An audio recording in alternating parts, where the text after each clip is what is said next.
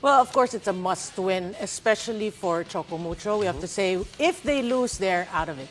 We have our Final Four. Right. But if they win, we're not saying they're guaranteed because they have to beat Petrogas still, but they have a chance to at least make it to the Final Four. Okay. All right. We're looking at the team of Choco Mucho right now. Of course, they're hobbled with players missing right now.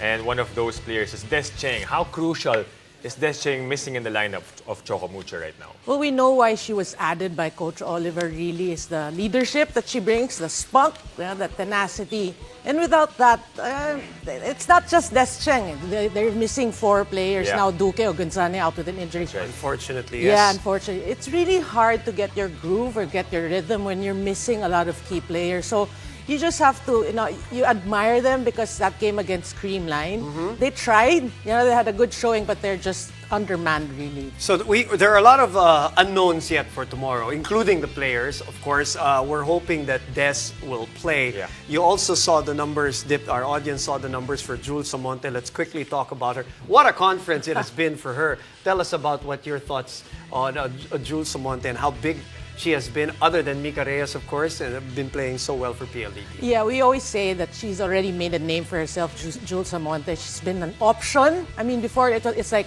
okay, let's give it to Mika. Okay, we can give it to Jules. But now, Jules is, let's give it to Jules. You know what I'm saying? I mean, you see that option already. And she's been consistent the entire conference. So you're so happy for her. Fans are happy for her. So I'm sure in tomorrow's game, they will still go to her. And she's been consistent, and why not go to her? She is a lethal option for PLDT. Dip, singit ko lang to. What if Des doesn't play tomorrow? So who are you looking at?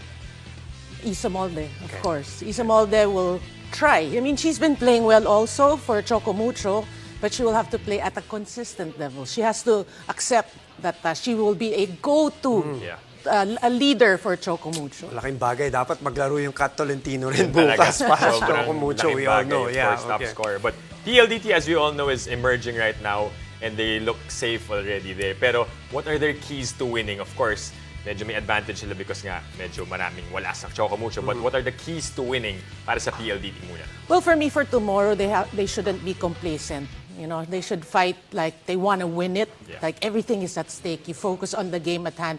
And, if they're mentally tough, mentally stable, then they should have the advantage, I feel, in tomorrow's game. Because even if Choco Mucho's players come back, we don't know, how healthy they are, if they're fit. So I feel PLDT has the advantage tomorrow, and they have to use that. What were you talking about when you said the audience and our viewers were seeing some of the points that you made? No, constant adaptability. What are we talking about here? Well, because, and the only thing constant we always say is change. During the game situations, they change. And which team adapts to those situations, well, I feel have the upper hand, really. Like, if the momentum shifts to the other team, how are you going to handle it? Are you going to just let it go or you fight for it? So the team that's more focused and who wants to win it tomorrow, I think, will have the upper hand. What's PLDT doing this conference? I know they're in a must-win situation, but when you look at it, it's 3-1.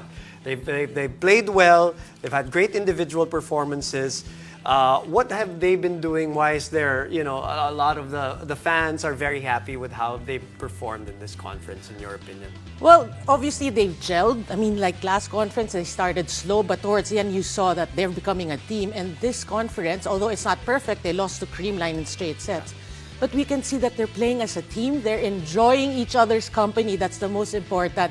And, they believe that they can win. The Final Four, I guess, was their first goal. And they're hoping to make it, and they're hoping to win in tomorrow's game. Right. We've covered a couple of games there, Noreen. Yeah. Covering na tayo 5-setter ng PLDT, Yeah. diba? But should people be surprised? Nagre-reklamo ka yata Hindi naman. Yung ba? Extended time with Noreen. Yes, exactly. Get to learn more about Exactly. volleyball. But PLDT, should the fans be surprised that they're playing this well in this conference? No. I mean, like, the end of last conference should be proof already of their future in this league. And they're just looking bright, looking good, and the fans just have to keep supporting them. Choco Mucho, if let's say it's been an unfortunate, obviously, conference in terms of the health issues, nadagdagan pa obviously nung injury ni Duki, na we're all sending our prayers out to her that hopefully she recovers well and fast. What will they rely on then with this kind of situation, and we don't know again what's going to happen tomorrow in terms of who's available, but let's say that it's not going to be a complete lineup again, what do they have to rely on, their backbone, for that crucial game tomorrow against PLDT? It's their character. In one game, a pre-game, Bea De Leon was actually interviewed, and she said, "We have to rely on our character because we know we're undermanned, but we're gonna fight it out. You know, if we lose, what can we do? At least we gave it our best. We fought, given the situations." And that's it. They have to rely on that. They have to believe. At least they can give a good fight, even if they're a depleted lineup. Okay. Of course, manonood ang Black Mamba Army. They'll be an interested spectator for tomorrow, as well as the other teams that are there. Signal, who had an unfortunate injury yesterday with Ces Molina, so hopefully that will be also not as serious as it looked yesterday in their game against the Petrogas Angels, who are already out. And of course, Creamline is also there in the thick of things. That's why we said it's an exciting week. Noreen, thank you very much for always adding spice to our show tonight. Thank you very much. Happy birthday again. Thank you very much for that too.